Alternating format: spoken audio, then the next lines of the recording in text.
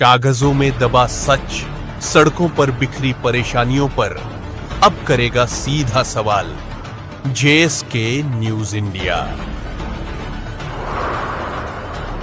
आज जब वैश्विक परिस्थितियों में आर्थिक स्वार्थ दिनों दिन बढ़ रहा है, तब समय की मांग है कि हम उन संकटों के रोते बैठने की जरूरत नहीं है। हिम्मत के साथ हम अपनी लकीर को लंबी करें। और मैं 25 साल के शासन के अनुभव से कह सकता हूं, अगर ये रास्ता हमने चुन लिया, हर किसी ने चुन लिया, तो फिर कोई स्वार्थ हमें अपनी चंगुल में नहीं फंसा सकता है। मेरे प्यारे देशवासियों, बीता दशक रिफॉर्म, परफॉर्म, ट्रांसफॉर्म कर रहा है, लेकिन अब हमें और नई ताकत से जुड़ना है। पिछले दिनों हमने कई रिफॉर्म्स किए, एफडीआई हो, इंश्योरेंस कंपनी की बात हो, विश्व की यूनिवर्सिटीज को भारत के अंदर स्थान देने की बात हो, कई रिफॉर्म्स किए हैं। 40,000 से ज्यादा अनावश्यक कंप्लायंसेस को हमने खत्म किया है।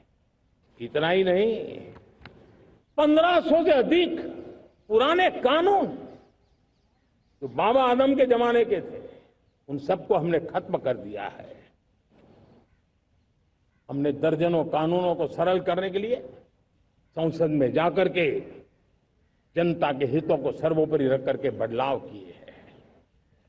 इस बार भी हो हल्ला के बीच लोगों तक बात पहुंची नहीं होगी, लेकिन एक बहुत बड़ा रिफॉर्म इनकम टैक्स एक्ट में हुआ है।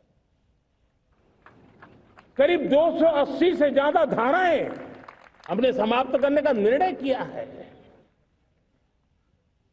और साथियों, सिर्फ आर्थिक मोर्चे पर ही रिफॉर्म नहीं, हमने नागरिक के जीवन को भी आसान बनाने के लिए रिफॉर्म किए। इनकम टैक्स रिफंड की बात हो, रिफॉर्म का परिणाम है।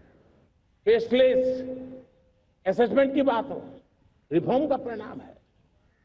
12 लाख तक आज इनकम टैक्स से मुक्ति दे देना, देश का जो भविष्य बनाने में उत्सुक है, ऐसा मेरा मध्यम वर्ग का परिवार आज खुला नहीं समा रहा है। कभी किसी ने सोचा नहीं था कि 12 लाख रुपए तक का इनकम टैक्स पर जीरो कर दिया जाएगा। आज कर लिया है। जब देश का सामर्थ्य बढ़ता है तो देशवासियों को लाभ मिलता है। अंग्रेजों के जमाने से दंड संहिता में हम दबे पड़े थे, दंड का भय दिखा करके जीवन चल रहा था। 75 साल आजादी के ऐसे ही गए। हमने दंड संहिता को खत्म कर दिया, न्याय संहिता को ले आए हैं। न्याय संहिता में भारत के नागरिक के प्रति विश्वास का भाव है, भारत के नागरिक के अंदर अपनेपन का भाव है, संवेदनशीलताओं से भरा हुआ है। हमने रिफॉर्म की यात्रा को तेज करने के लिए बीड़ा उठाया। हम बहुत तेजी से आगे बढ़ना चाहते हैं। मैं चाहता हूं देशवासियों, देश के लिए कर रहा हूं, मैं मेरे लिए नहीं कर रहा हूं, किसी का बुरा करने के लिए नहीं कर रहा हूं।